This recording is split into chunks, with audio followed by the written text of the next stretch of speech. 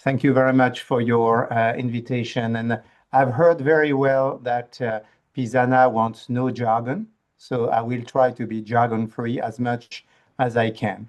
So the wrap-up of the key 2025 PH scientific developments, I will focus a lot on what is very important for patients that the year of Activin. So I will try to make it as simple as possible, but also, of course, I'm ready to address your questions.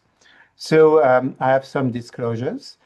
Some companies you may not have heard of, others are more famous, and most, if not all of them, have been involved in drug development in pulmonary hypertension. So what is the problem in pulmonary arterial hypertension? Well, the problem is, in fact, quite simple. The flow in your pulmonary arteries is difficult to handle because the wall of the vessels, the wall of the tubes in your lungs, which carry the blood from the heart to the lungs to be oxygenated, you see the wall of the arteries is very thick, very enlarged, and this is what we call pulmonary vascular remodeling. And for many years, people thought that this remodeling was mainly leading to a contraction of the vessel because they have a lot of muscle.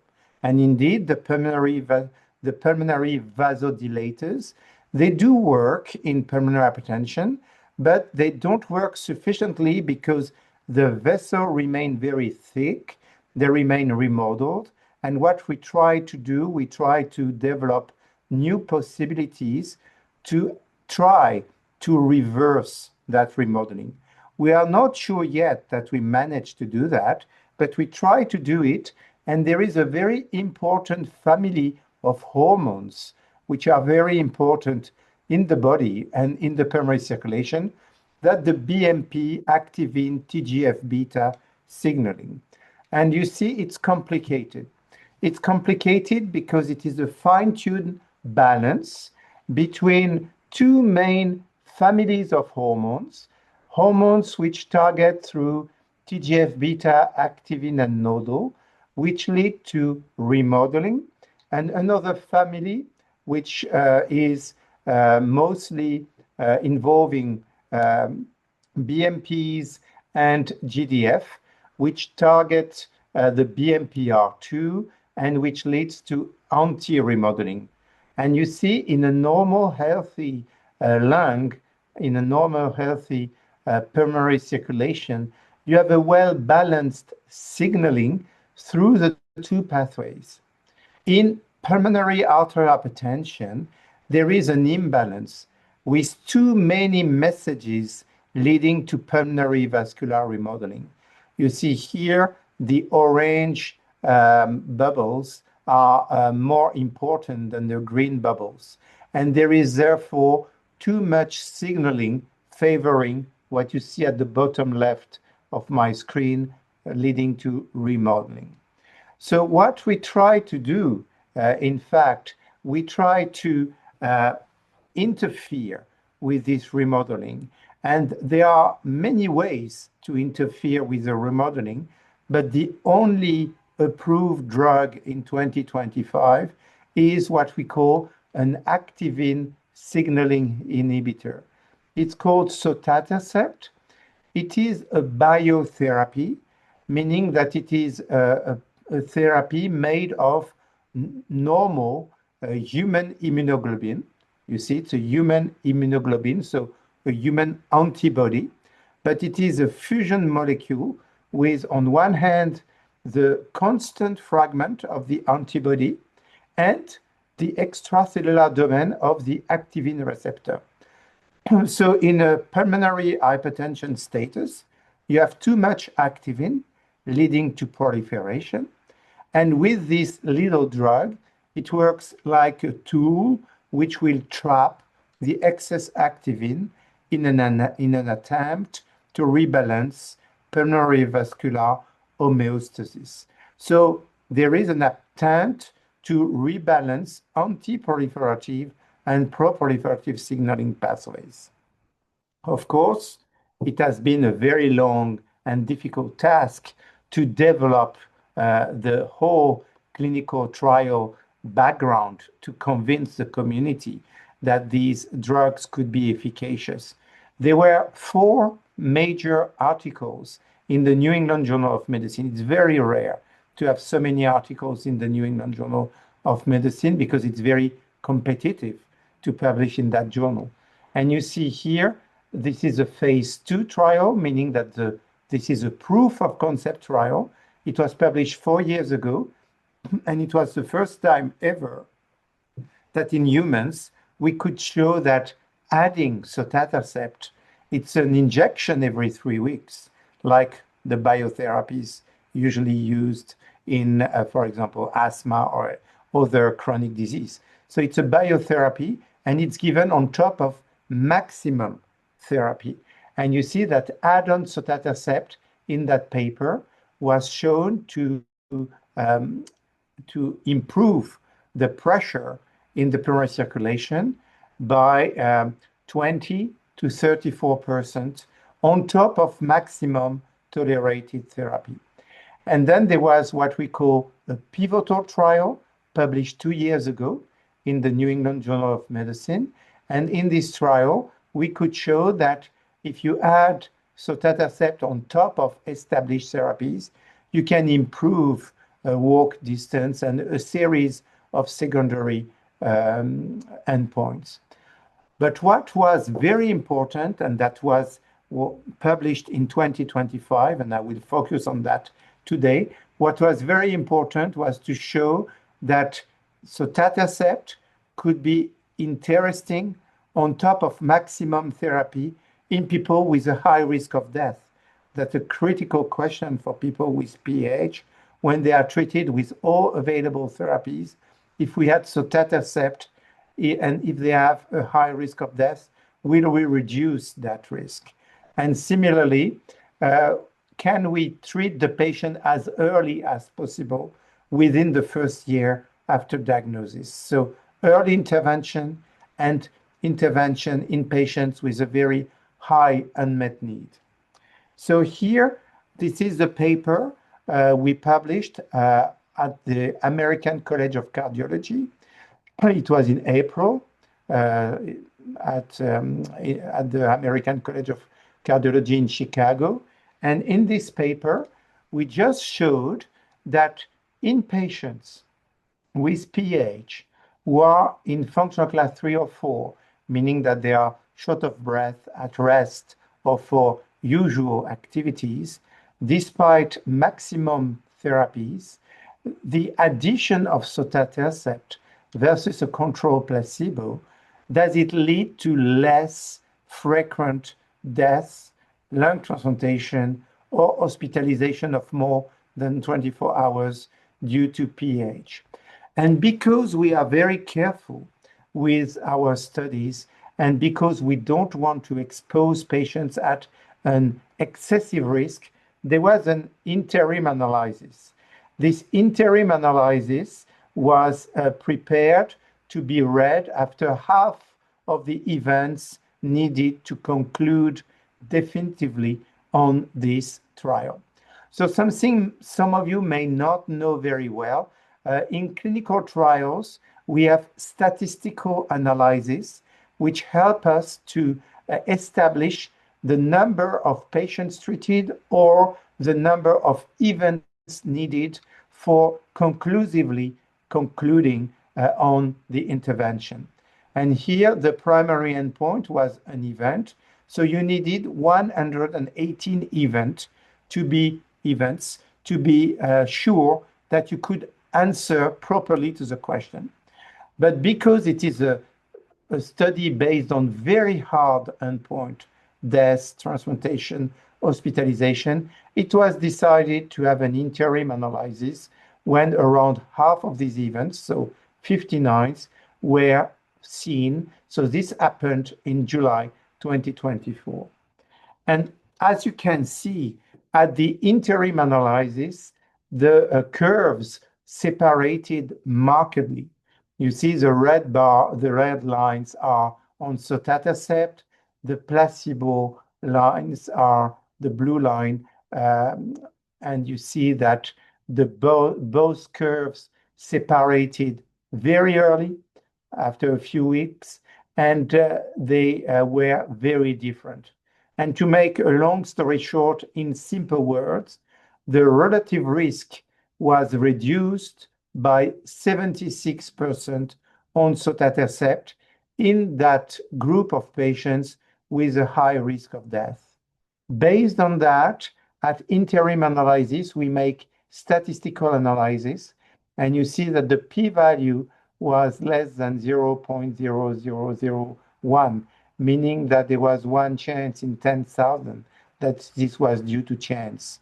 So because of that, the Data Monitoring Safety Committee recommended early trial determination, and both the sponsor, the company Merck, and the steering committee, and I was the PI, the primary investigator of the study, we all decided to terminate the study in order to allow all patients to be on active Sotatercept and to stop the Sotatercept placebo arm. So if you analyze the primary endpoint, you understand it was a composite endpoint. It was either death or lung transplantation or hospitalization. You see that on Sotatercept, there were 7 events of death, 1 event of transplantation, and 8 events of hospitalization. On placebo, it was around 13. It was not around, it was 13 placebo deaths, 6 placebo lung transplantation, and 43 hospitalization on placebo. So this was very different.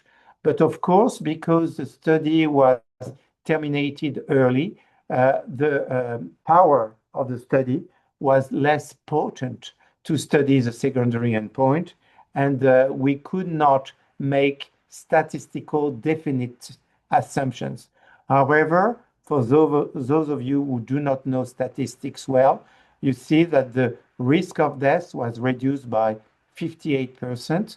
The risk of death or transplantation was reduced by 66%, and some measures like walk distance was improved by 63 meters. So altogether, this study was interesting because it showed on the basis of very hard endpoint that there was a strong difference in favor of the activin signaling inhibitor Sotatercept.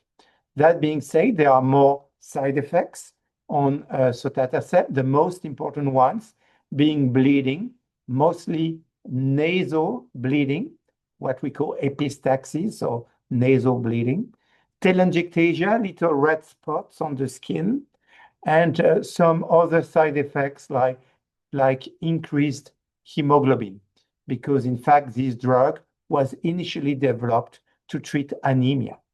So altogether, the results are interesting with a good benefit-risk balance.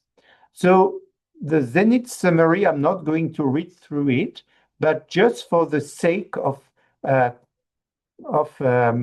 good quality communication, it was a study which was designed to assess major morbidity mortality events, and it is the first study to be stopped early at a pre-specified interim analysis for efficacy. And because of that, all the patients were invited to roll over to the active long-term safety study, Soteria, and the other ongoing study was also terminated, and I'm going to describe now the other ongoing study. It was the Hyperion study, which is a study meant to study patients within the first year of diagnosis, but there was an overlap with some patients with a high risk of death, so it was regarded as not ethical to maintain patients on placebo in Hyperion.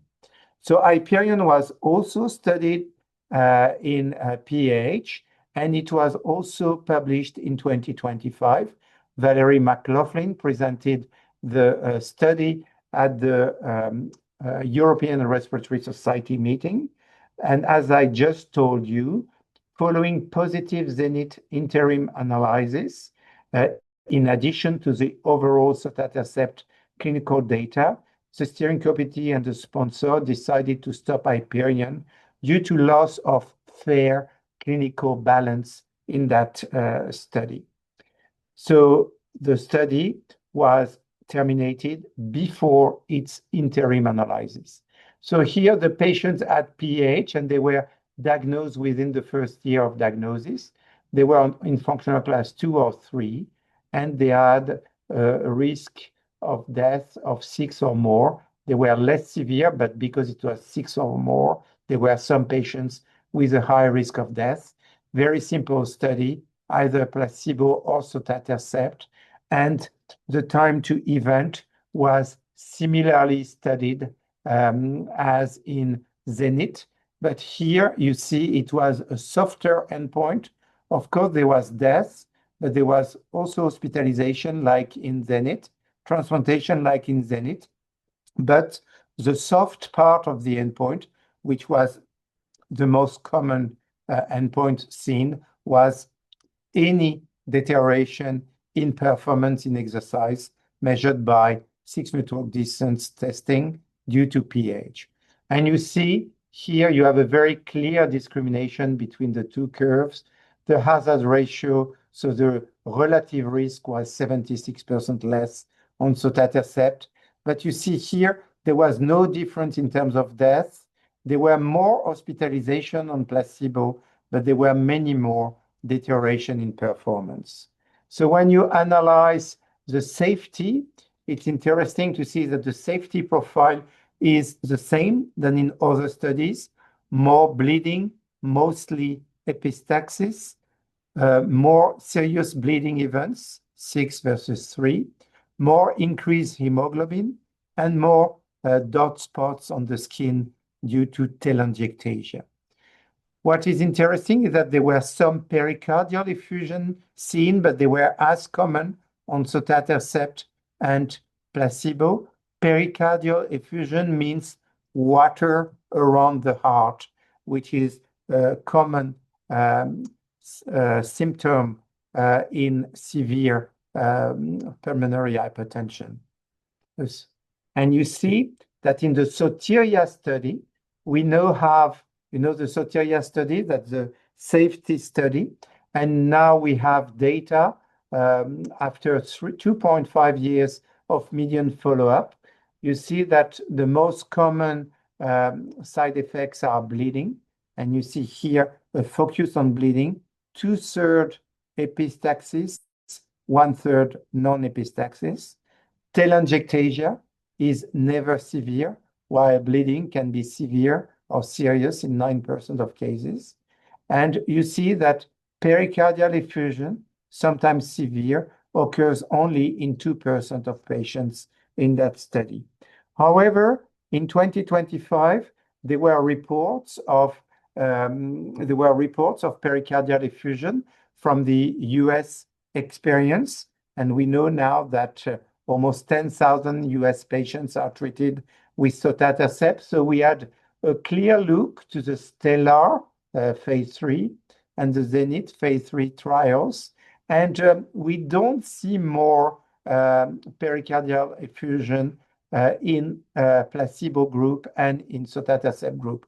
However, bear in mind, when you are on Sotatercept, you are improving, while you are on placebo, you are not improving. So there is a paradox to have as many pericardial effusion on Sotatercept.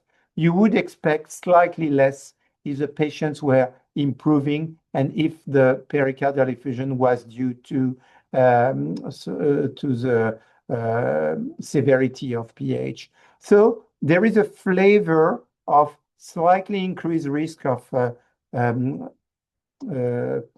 water around the heart, and it is reminiscent of another 2025 information. So, of course, because Sotatercept was efficacious in phase 2 and phase 3 studies, other companies, as always, are trying to find better activin ligand trap.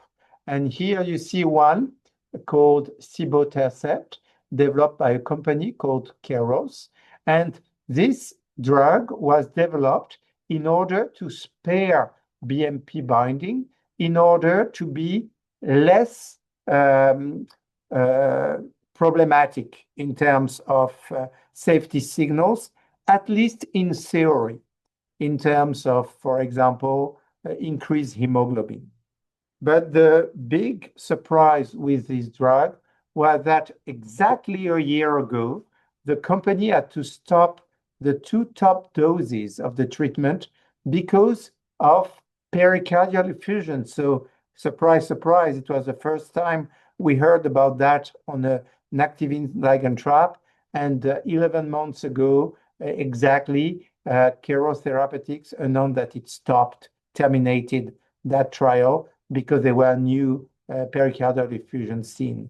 So pericardial effusion will need to be understood. We think that it is due to the drugs. We think it was more common at the doses tested of Sotatercept. It is reported on Sotatercept, and now the prescribing physicians are aware of that side effect. And now I would like to stop by 2025 final comment on Sotatercept in my country. So in France, we have what we call early access. When a drug is approved in Europe by the EMA, but not yet reimbursed in terms of cost agreement with the pharmaceutical company, we can prescribe it in a definite population, and this definite population evolves over time.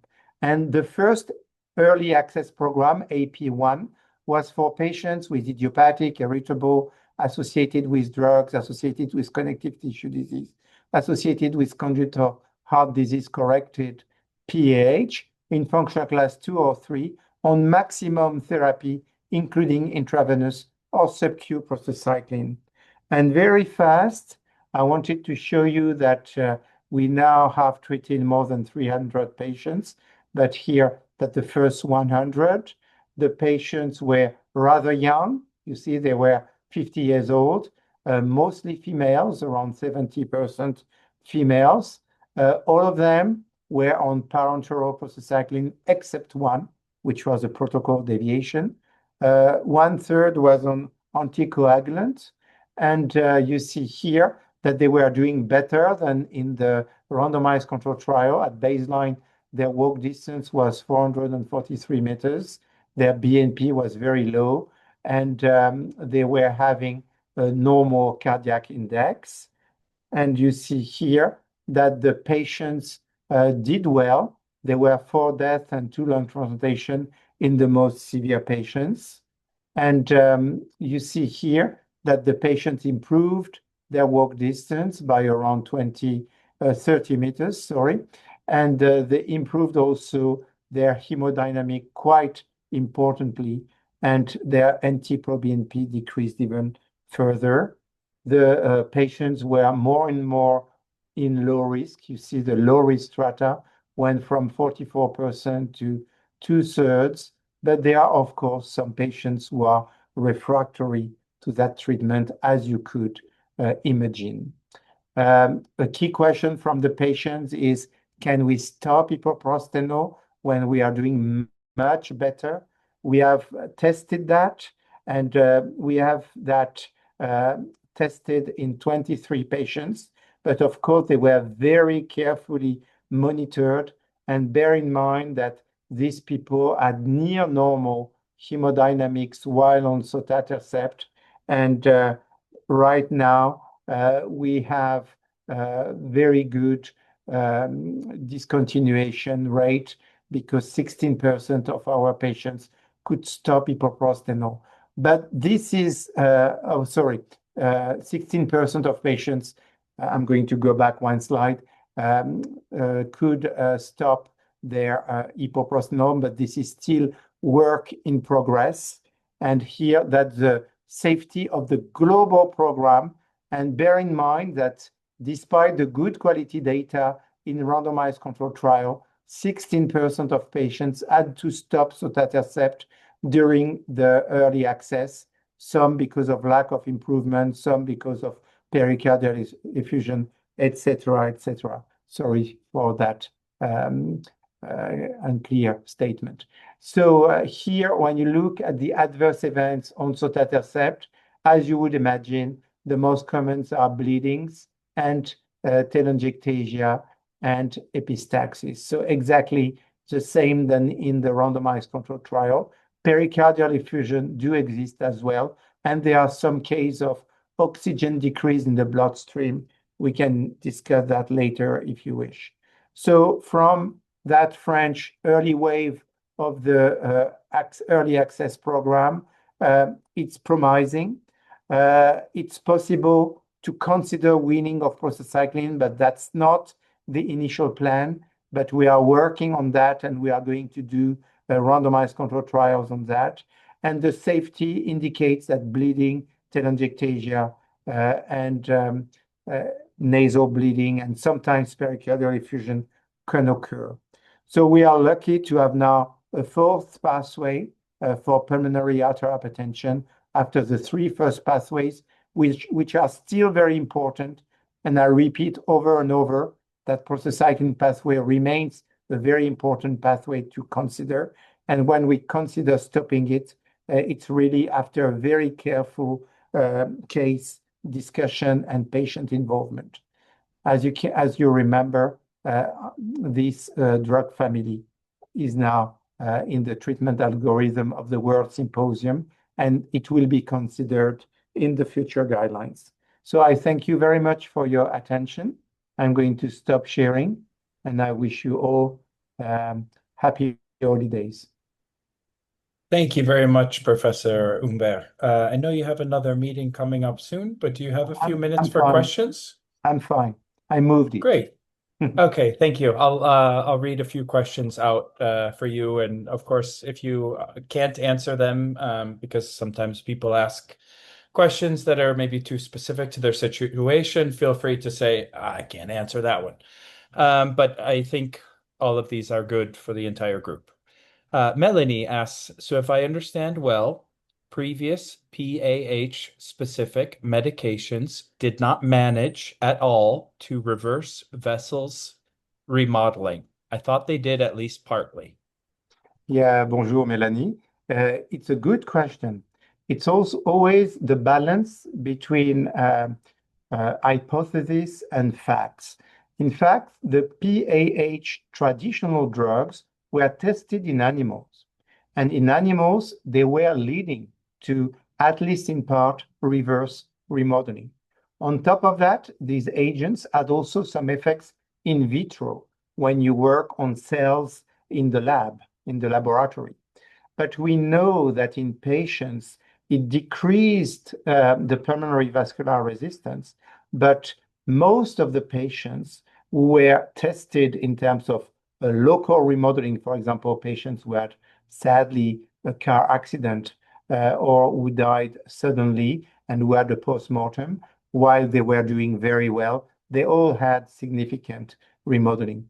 But I don't know on sotatercept if that remodeling is reversible because it goes quite fast. So maybe it's another mode of action, which could be recruitment of vessels. So the answer to Melanie is indeed that the currently available families of drugs do not reverse remodeling, at least in humans. Thank you. The next question was actually asked in French, but I'll read you the English translation, and hopefully this person can follow along with the captions. Does France plan to broaden its criteria for access to Sotatercept? Yeah, it's very French-centric. I'm not going to spend too much time, but indeed, and it's already the case. So the AP1 was exclusively for patients on parenteral prostacyclin, but AP2 was for patients on maximum tolerated drugs, including triple oral. So it has, and early access should be history. The drug is approved, and we should have commercial accept throughout Europe. I know it's a big complex issue, the reimbursement. It's not my job, but I hope it will come everywhere. Thank you. Our friend Luis asks, I'm curious if you can delay the time to the need for using epoprostenol, treprostinil by providing Sotatercept before that step to epoprostenol. Very nice for the quality of life of patients. Yeah, good evening, Luis. So indeed, that's important. Of course, it was not the key endpoint. But when you analyze the key endpoint, you had patients, for example, in Stellar, who were on placebo. They were hospitalized because their pH was not doing well. And because of that, there was a decision to initiate therapy. And very often in patients on oral, double, or triple, it was the next step, epoprostenol infusion, either sub-Q or intravenous. So it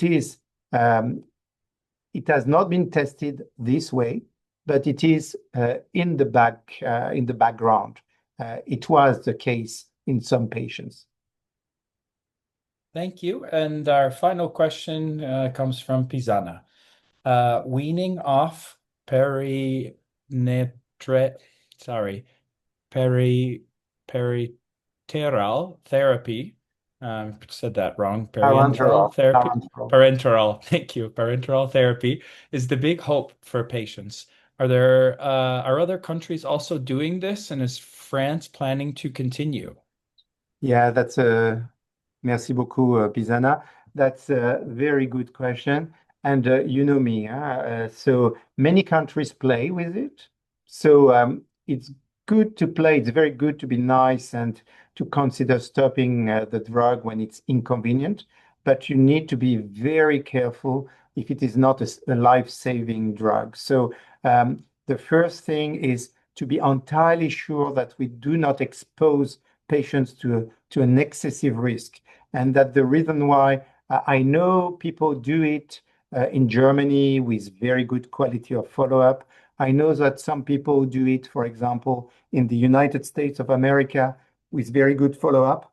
But once again, what I want is to do it in a randomized controlled trial fashion. And we have put together a proposal which should be accepted. And of course, people will be allowed to do it according to their clinical feeling, but there will be a study in which the patients will be in the best possible security status. And that's my big hope, is that we can make the patient's life better. My dream is to reverse and cure the disease, but at least make your life better. But do not take too much risk and go to expert centers when you want to discuss that. So thank you, Pisana, for asking that question, which is essential. Thank you, Professor Humbert, for your talk today, but also your unwavering support of the Alliance and of people living with PH over your vast career on behalf of the Alliance and also the people here today in the webinar. We just want to say a big thanks for just being so accessible to all of us, for explaining, for answering our questions so well. And we truly appreciate and are lucky to have you as part of the community. So thanks a lot for everything, both today and overall.